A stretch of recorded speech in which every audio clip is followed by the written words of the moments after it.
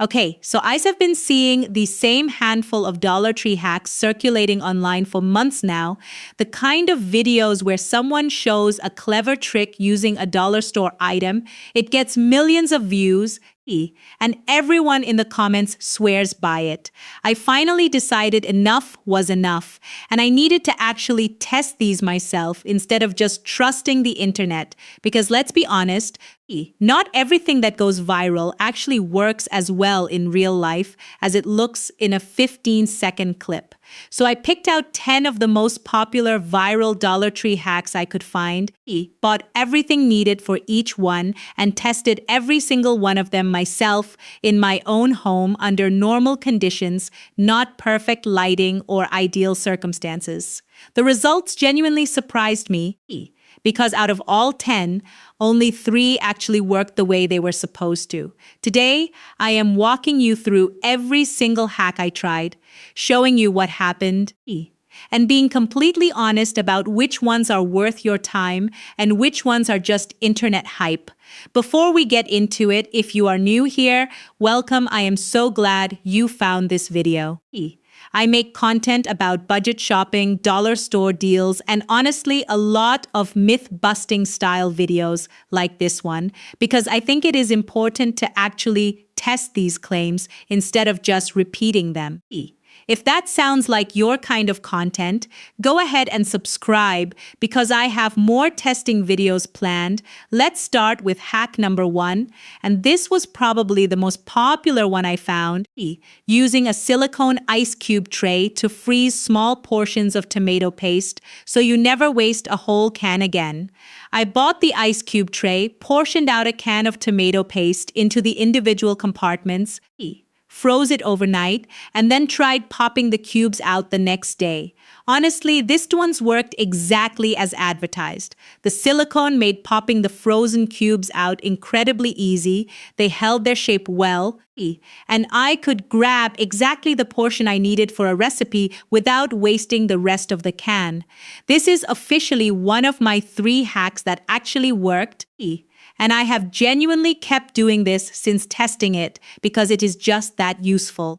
Hack number 2 was using a mesh laundry bag to wash delicate items like bras or lingerie in the washing machine without them getting tangled or damaged. I bought the mesh bag, put a few delicate items inside, zipped it up, and ran a normal wash cycle. This one also worked really well. The items came out undamaged, not tangled with other laundry, and the mesh material held up fine through the wash cycle without tearing.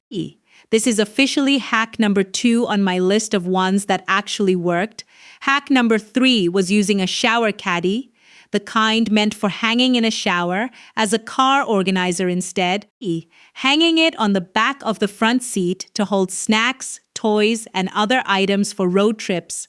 I bought the caddy and tried hanging it on my car seat, and while it did technically hold items, the straps were designed for a shower rod or door hook, not the shape of a car seat, so it's kept slipping down throughout the drive and did not stay securely in place the way the viral video made it look.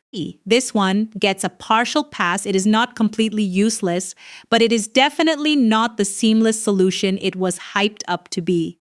Hack number 4 was using dollar store silicone baking cups as a way to organize small jewelry pieces in a drawer, keeping rings, earrings, and small items separated. I tried this one, and while it does technically work as a basic organizer, the silicone cups did not stay inside the drawer, sliding around every time I opened or closed it, which honestly defeated the purpose of keeping things neatly separated. This one did not make my top 3. Hack number 5 was a big one online, using a dollar store magnetic strip meant for holding kitchen knives as a way to organize bobby pins and hair clips in the bathroom. I mounted the magnetic strip and tried sticking various hair accessories to it, and the results were seriously mixed. Metal bobby pins stuck fine, but a lot of decorative hair clips and claw clips have plastic components without enough metal content to actually stick to the magnet. So a good portion of what I tried to organize this way just fell right off. This one did not make the cut either. Hack number 6 was using a plastic shoe organizer, the kind that hangs on a closet door, as a way to store and organize cleaning supplies under the sink instead. I tried this one, and it genuinely worked well. The pockets held spray bottles, sponges, and small cleaning tools securely, and hanging it on the inside of the cabinet door actually created extra storage space that was not there before. This is officially my third hack that actually worked, and I have kept using it in my own home since testing it. Hack number 7 was a trending hack about using a dollar store lint roller to quickly clean, glitter, or craft mess off tables and surfaces after kids' projects. I tested this with actual glitter spilled on a table, and while the lint roller did pick up some of it, it struggled significantly with fine glitter specifically, missing a lot of small particles that a proper vacuum or damp cloth would have caught more effectively. This one is genuinely useful for larger craft debris like small paper scraps, but for fine glitter specifically, it underperformed compared to what the viral clip suggested.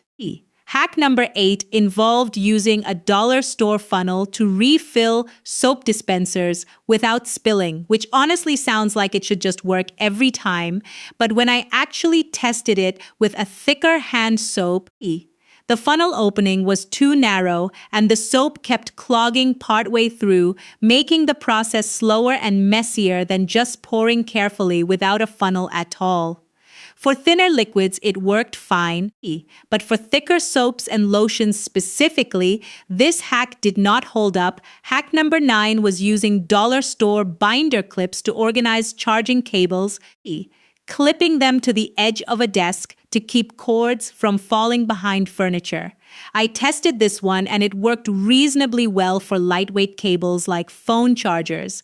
But for heavier cords, like a laptop charger with a bulkier connector, the binder clips struggled to hold the weight securely and would occasionally pop open under the strain. A partial win here, good for light cables, not reliable for heavier ones. And finally, hack number 10 was using a dollar store over-the-door shoe organizer as a way to create additional pantry storage for canned goods and small snack items. I hung it on my pantry door and loaded it up with cans and small boxes, and unfortunately the fabric pockets were not designed to hold the weight of multiple canned goods long-term, and within a couple days I noticed visible stretching and sagging in several of the pockets, which made me nervous about it eventually tearing or the door hardware failing under the weight. This one did not make my recommended list. So to recap, out of 10 viral Dollar Tree hacks that I tested myself, only 3 actually worked the way they were advertised online. The silicone ice cube tray for freezing tomato paste portions, the mesh laundry bag for washing delicates, and the over-the-door shoe organizer used for cleaning supply storage under the sink. Everything else either partially worked with significant limitations or just did not hold up to real-world testing the way the viral clips made it seem. I want to talk for a minute about why I think this happens so often with viral hacks in general, because I do not think it is necessarily that people are being intentionally dishonest when they post these. A lot of viral hack videos are filmed under ideal conditions, perfect lighting, careful staging, and often only showing the hack working successfully once, without testing it multiple times or under normal everyday conditions, the way most of us would actually use these items.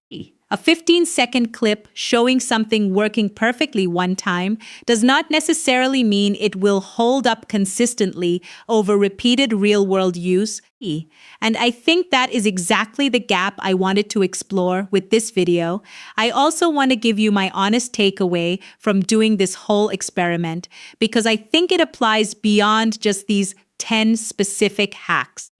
Before you build your entire organization system or cleaning routine around a viral hack you saw online, it is worth testing it yourself first with just 1 or 2 items before fully committing.